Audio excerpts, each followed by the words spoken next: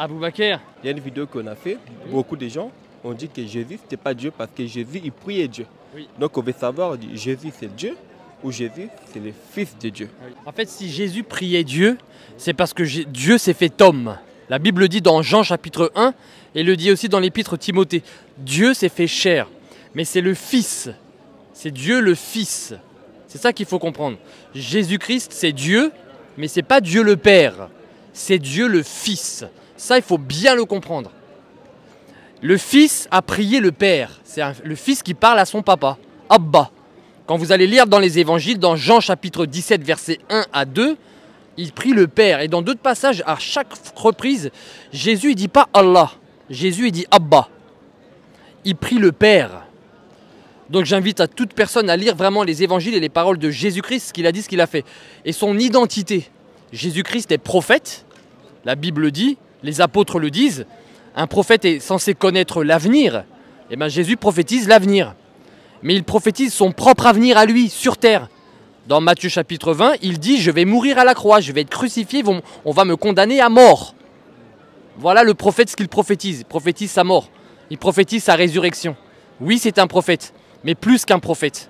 Il est Dieu, le Fils. On le voit dans Matthieu chapitre 28 lorsqu'il dit « Tout pouvoir m'a été donné dans le ciel et sur la terre. » Vous m'excuserez, mais une personne qui a tout pouvoir, il n'y a que Dieu qui peut avoir tout pouvoir. Jésus dit « J'ai reçu tout pouvoir ». Donc il a une caractéristique qui n'est pas humaine. Elle est divine, sa caractéristique. Cette caractéristique-là d'avoir la toute-puissance. Ça, il faut le savoir. Maintenant, dans Jean chapitre 5, le Père a remis tout jugement au Fils, afin que tous honorent le Fils comme ils honorent le Père. Alors celui qui va juger les vivants et les morts, c'est censé être Dieu. Mais la Bible dit que c'est Jésus-Christ qui va juger les vivants et les morts. Encore une caractéristique qui est divine. Tout homme, toute femme sera devant Jésus-Christ, le tribunal de Jésus-Christ. Et c'est Jésus qui va juger les vivants et les morts, puisque l'apôtre Jean le dit, que le Père a remis tout jugement au Fils, et tout pouvoir a été donné au Fils. Il a tout jugement et tout pouvoir. Alors ce n'est pas juste un prophète, c'est plus qu'un prophète.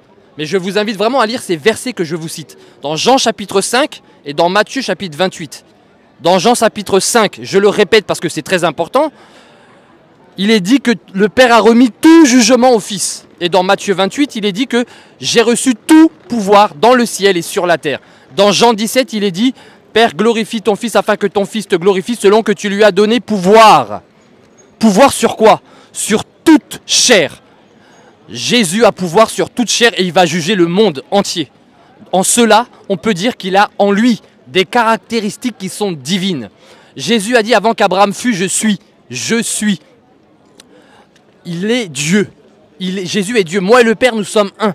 Jésus-Christ est Dieu. Jésus-Christ connaissait les pensées des hommes et des femmes. Il connaissait leurs pensées. Il n'y a que Dieu qui peut connaître les pensées des hommes. Jésus connaissait les pensées des hommes. Jésus-Christ, de son vivant sur terre, il pardonnait les péchés.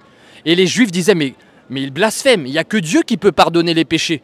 Mais Jésus pardonnait les péchés. Parce que Jésus a dit, or, afin que vous sachiez que le Fils de l'homme a le pouvoir de pardonner les péchés. En fin de compte, Dieu a donné beaucoup de permissions à Jésus quand même.